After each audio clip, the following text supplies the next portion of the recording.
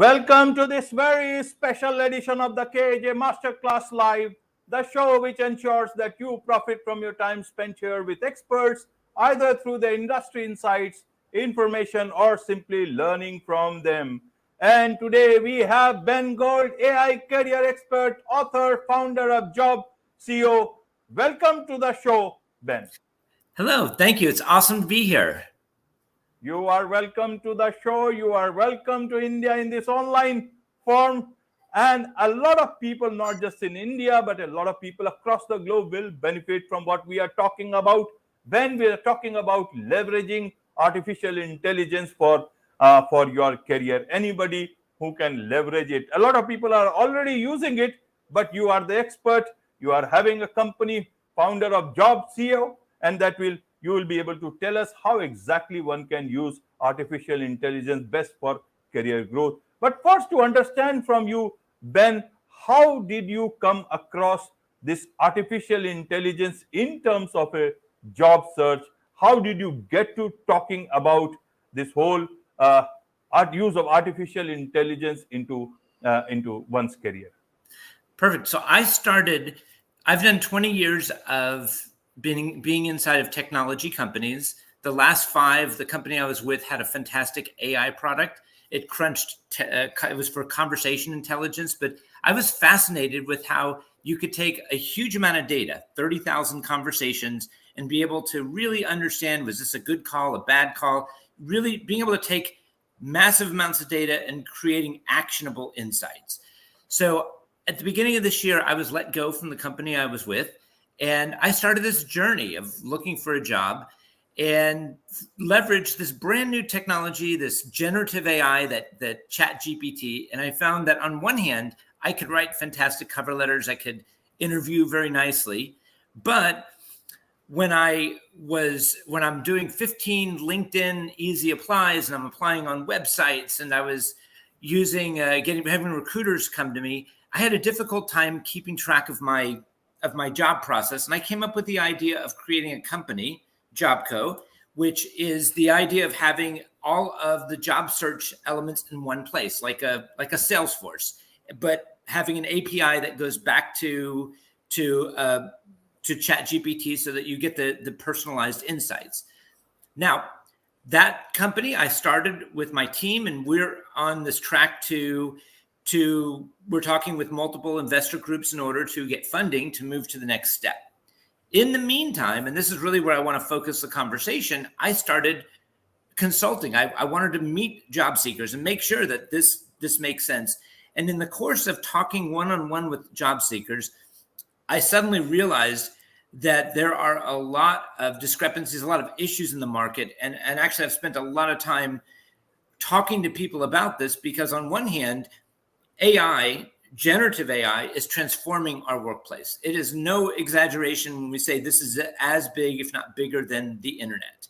That is, generative AI allows us, or this newer technologies are making our efficiency gains and at a very, very fast pace. And I found that when I would talk to groups of people, 50% had never logged into ChatGPT.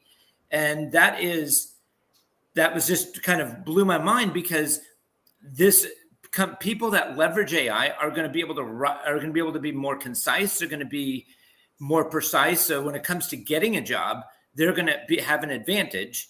But the second thing is, and this is my message to everybody, is AI is not only important for landing your next opportunity or to switch careers, but to keep your job. Because the technology is changing. There's new apps being created all the time. And it's important to be in tune with that, to understand how this is changing everything. It doesn't really matter what industry we're talking about. It's impacting education, it's impacting finance, real estate, technology, just all of this innovation that's happening very quickly. Absolutely, Ben. I will come to the next question on this career thing and artificial intelligence thing. But during my research, I understood that you were the first video game world champion that was in the 80s. Now, with such a good sort of, I saw it also on the Guinness Book of World Record, if that is correct.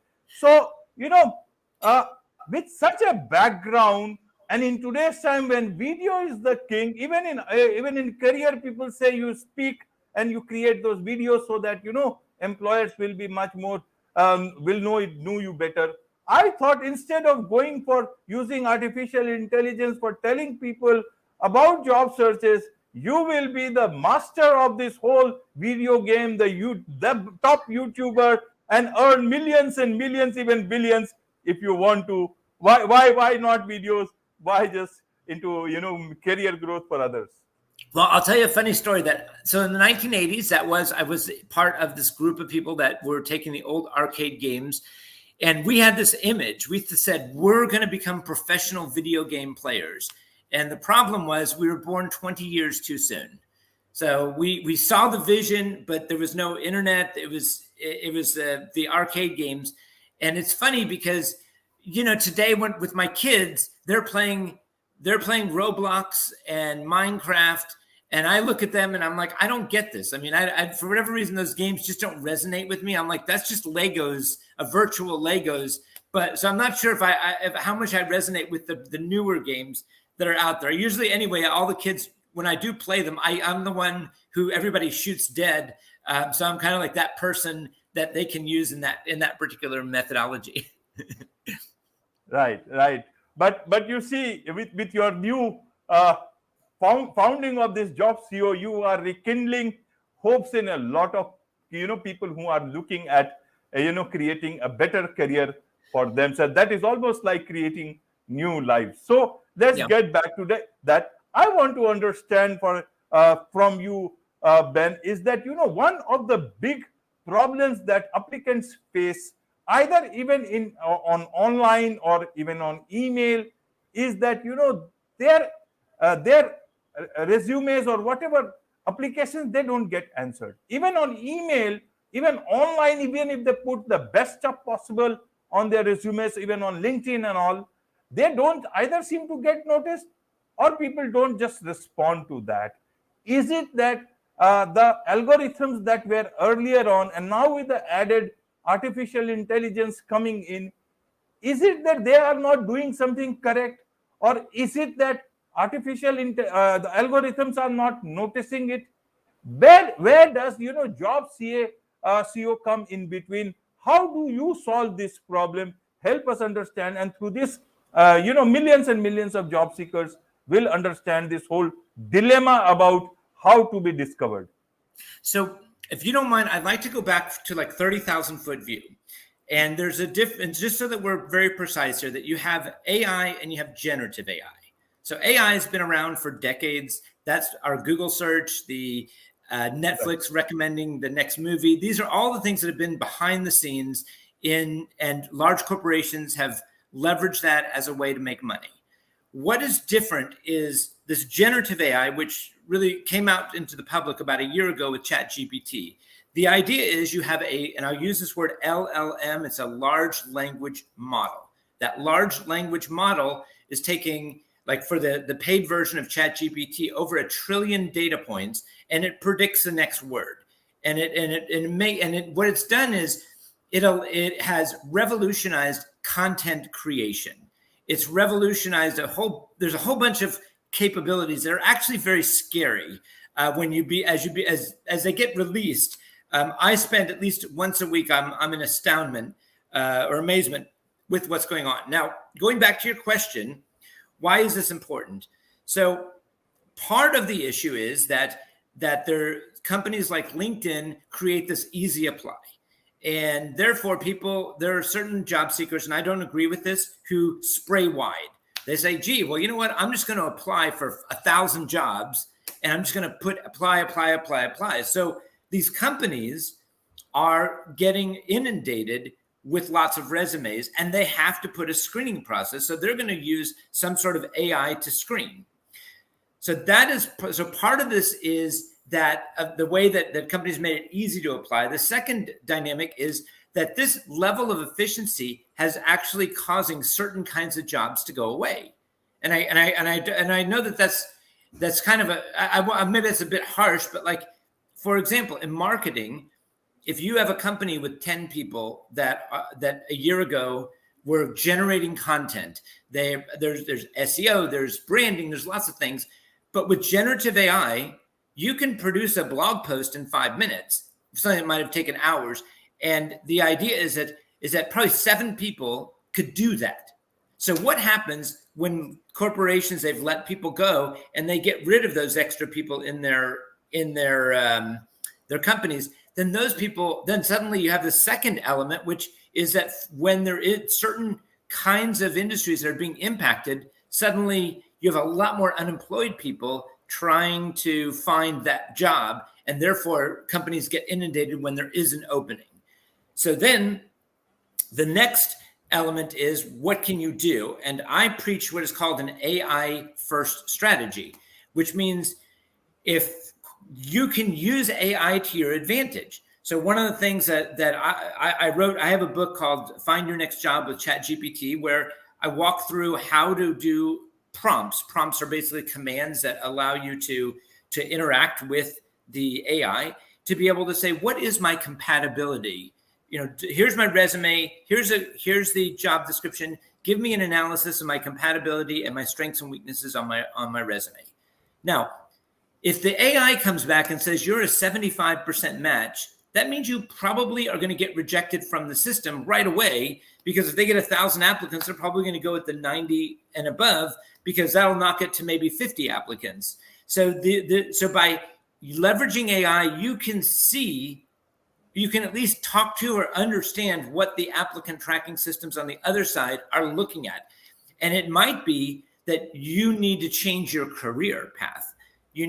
That's another thing, is that by putting your head in the sand and ignoring AI, there's lots of changes. There's opportunities there's going to be shifting of what companies are looking for. But I can tell you that, for example, I just tried out this DALL-E 3 for graphic design. I couldn't believe this AI image creation is absolutely astounding. And so if I'm a graphic designer making these cool images, suddenly there's this technology that can usurp me. Maybe it's not better, it's different. But if I'm a business owner and I've got a really tight budget and I can get this for free, or I pay someone $500 to do this, I'm going to do the free thing.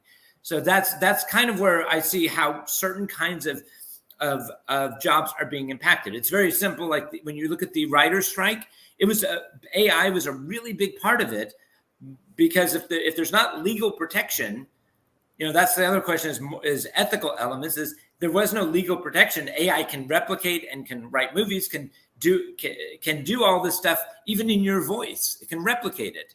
And I feel like the technology is moving so fast, we haven't had time to figure out the implications of that. Right. Maybe someday AI will create our clones, and we will not go to office.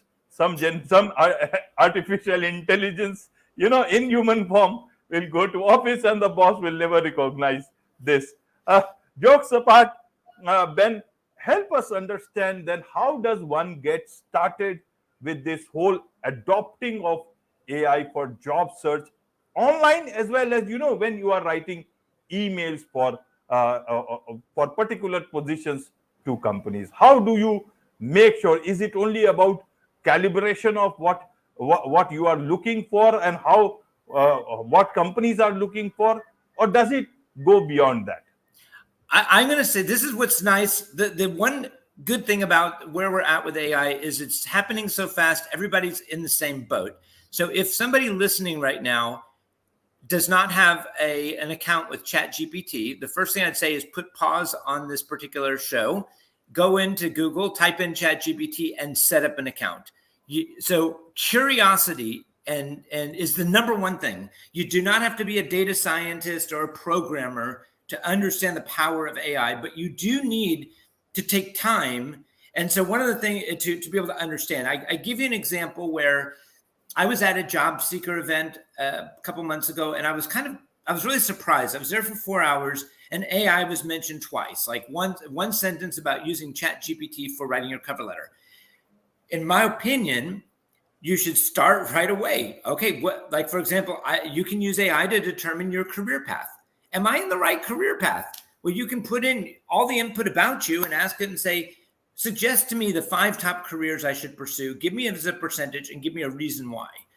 You can use it to update your resume. Maybe you're sending your resume and it's not there. So the way to do this is to number one, to start. There's lots of resources. For example, I have a weekly newsletter. There are a bunch of newsletters out there that are daily about what's going on in AI. Mine is specific for careers. There are LinkedIn groups. There's Facebook groups. My recommendation is to figure out is, first of all, learn about AI, but then go deeper. Find out about how AI impacts your industry. So, for example, I sat with a lot of podcasters in the last couple of weeks, and I've learned these things: Cast Magic, Opus Clips. There's all these tools out there that make, for example, creating a podcast, if you were to compare today versus a year and a half ago, double, triple faster, because it automatically puts the transcript. It sends it out to social media, creates small clips. What's happening in podcasting is happening in marketing. It's happening in HR. So in HR, you've got these bots that can evaluate resumes. They can actually do screenings now. So you do an interview with an AI bot before a human talks to you.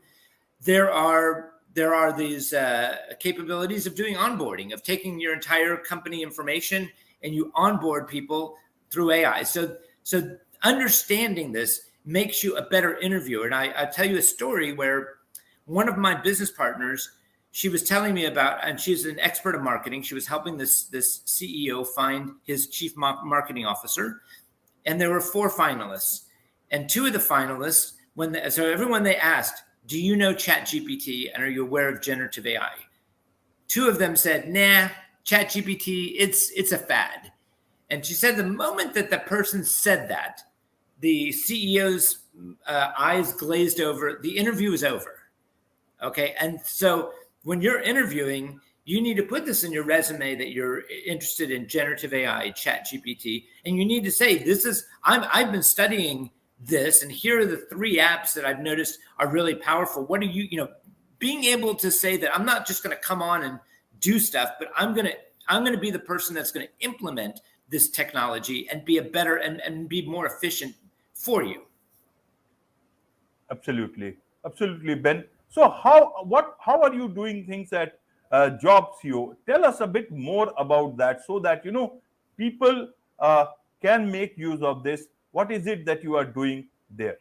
Okay, so JobCo has. So I want to again kind of make that clear. So JobCo is a portal that I'm building. It's in the prototype stage. So today I am not able to leverage it with job seekers. I am speaking with investors to take it to the point where we can get it to an alpha test or a beta test, so we can get users to test it out. Because really what it's doing is it automates the process for job seekers. So I like I say, as I have been talking to people, that particular app is not yet able to be leveraged by the community. So when it is, I have a waiting list of people that are ready to test it out to see how that would be able to help them to streamline their process. Right, Ben. So let's hope it gets ready soon. But in terms of the candidates, job seekers, what is it that they can do in terms of being future ready? Because artificial intelligence is impacting every aspect of our lives, companies' lives, and we don't know how this is going to pan out. So how do I get future ready if I want to be ready for another job in the days to come? So I will say this, that the book that I wrote, and you can find that on my website, bengoldai.com, that talks about how to go from zero, like I know nothing. How do I leverage AI? How do I understand what are the ways to do that? That to me is a first step if somebody is unemployed or somebody wants to change their career. Being future ready is a difficult thing. I actually will listen to certain podcasts at night. I'll go on YouTube and just say AI. There's some thought leaders that are, there's some, for example, people like Mo, and I forget his last name, who was an executive at Google, who left and basically was talking about AI and some of the concerns that he has. And I think spending some time. Jeffrey Hinton. Well, I had. Oh gosh, Okay, no, that's fine. It's not. But the idea being is that you can see there's lots of different thought leaders. And it's really, so if you want to be future proof, I think it's great to listen to people. Sometimes it gets a little bit depressing because there's some people that are a little bit more gloom and doom. There are really two versions. There's the utopian version, which is what you just mentioned, where we have robots doing everything. We're on the beach sipping pina coladas and having a great time.